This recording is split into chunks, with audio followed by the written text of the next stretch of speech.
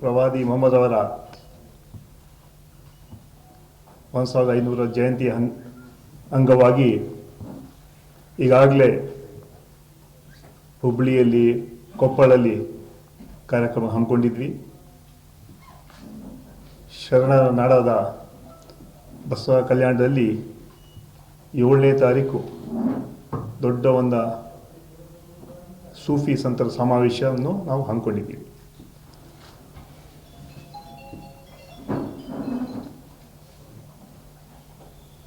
ಸಾಯಂಕಾಲ 6 ಗಂಟೆಗೆ Knowledge Park, the Creative School. Admissions are open from LKG to 10th standard. Free uniform for new admission students. Alsafa colony ಮೈದಾನದಲ್ಲಿ ನಾವು ಹಮ್ಮಿಕೊಂಡಿದ್ದೇವೆ.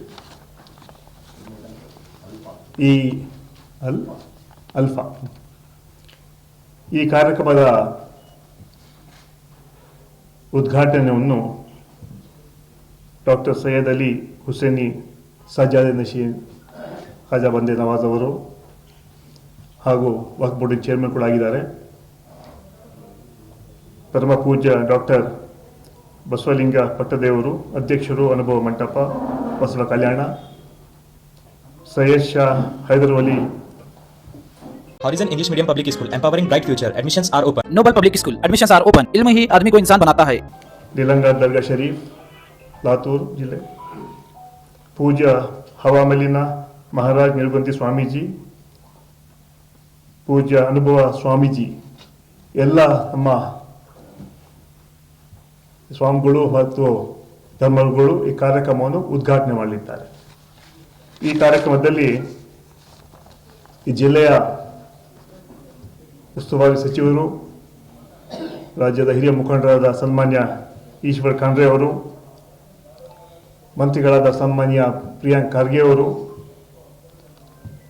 ರಾಜ್ಯಸಭಾ ಸದಸ್ಯರು ಹಾಗೂ ಅಖಿಲ ಭಾರತ ಕಾಂಗ್ರೆಸ್ ಕಮಿಟಿಯ ಪ್ರಧಾನ ಕಾರ್ಯದರ್ಶಿಯಾದ ಸನ್ಮಾನ್ಯ ನಾಸೀರ್ ಹುಸೇನ್ ರವರು, ಮಂತ್ರಿಗಳಾದ ಸನ್ಮಾನ್ಯ ಸತೀಶ್ ಜಾರಕಿಹೊಳಿ ಅವರು, ಈ ಭಾಗದ ಶಾಸಕರು ಮಂತ್ರಿಗಳಾದ ರಹೀಂ ಖಾನ್ ರವರು, ಇದರ ಹಲವಾರು ಗಣ್ಯರು, ಶಾಸಕರು, ಮಾಜಿ ಶಾಸಕರು ಭಾಗಿಯಾಗಿದ್ದಾರೆ. ವಿಶೇಷವಾಗಿ ಈ ಕಾರ್ಯಕ್ರಮ ಶಾಂತಿ, ನೆಮ್ಮದಿ, ಸಹಬಾಳ್ವೆ, ನಾವೆಲ್ಲ ಒಂದು ಹಾಗೂ ವಿಶ್ವ ಶಾಂತಿ, ವರ್ಲ್ಡ್ ಪೀಸ್ ಡೇ ಅನ್ನು ನಾವು ಆಚರಣೆ ಮಾಡ್ತಾ ಇದ್ದೀವಿ.